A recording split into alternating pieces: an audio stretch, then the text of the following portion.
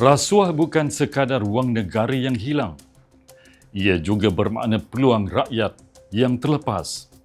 100 juta, 500 juta atau 1 bilion ringgit mungkin hanya angka. Tetapi di sebaliknya ada sekolah yang tidak dibaiki, hospital yang kurang kemudahan dan infrastruktur yang terus tertangguh. Ahli ekonomi dari Universiti Teknologi Mara, Tan Pek Leong, kata persoalan lebih besar ialah Malaysia yang sepatutnya boleh dibina dengan wang itu. Memetik anggaran Suruhanjaya Pencegahan Rasuah Malaysia bahawa 277 bilion ringgit kerugian ekonomi akibat rasuah dalam tempoh 5 tahun.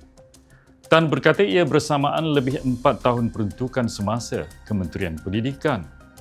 Ahmad Zaharuddin Sani Ahmad Sabri dari Global Asia Consulting berkata golongan miskin paling bergantung kepada sekolah, hospital, pengangkutan dan bantuan kerajaan. Dalam tempoh 26 tahun, dari 1997 hingga 2022, dianggarkan 4.5 trilion ringgit Malaysia hilang akibat rasuah dan ketirisan. Jumlah itu sebenarnya bersamaan dengan 300 tahun pemberian STR dan SARA.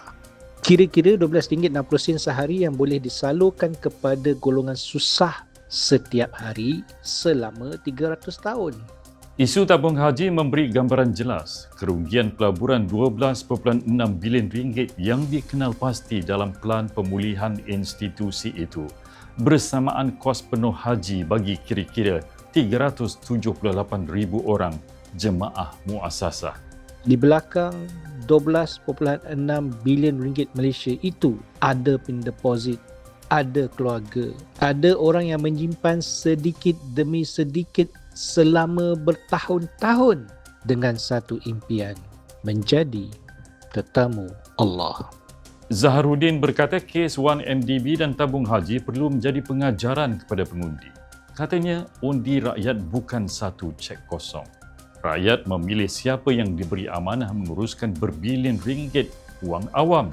Ahli ekonomi Universiti Malaya, Nazari Ismail berkata, ketirisan turut memaksa kerajaan menambah perbelanjaan atau membuat pinjaman. Akhirnya, rakyat mungkin perlu membayar cukai lebih tinggi untuk menampung kos tersebut.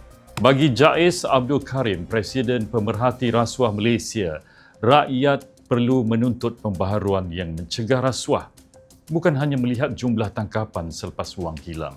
Ketelusan tanpa accountability tidak mencukupi. Presiden Transparency International Malaysia, Raymond Ram pula kata setiap ringgit wang awam perlu boleh dijejaki. Katanya, sistem matang perlu mencegah salah laku sebelum skandal berlaku melalui perolehan terbuka, lembaga bebas, audit dalaman, pelindungan pemberi maklumat dan penelitian parlimen. Kerana apabila wang awam bocor, yang hilang bukan sekadar wang. Yang hilang ialah sekolah, rawatan, peluang dan masa depan yang sepatutnya dinikmati rakyat. Zahrul Alam, Yahya Syahir, FNT.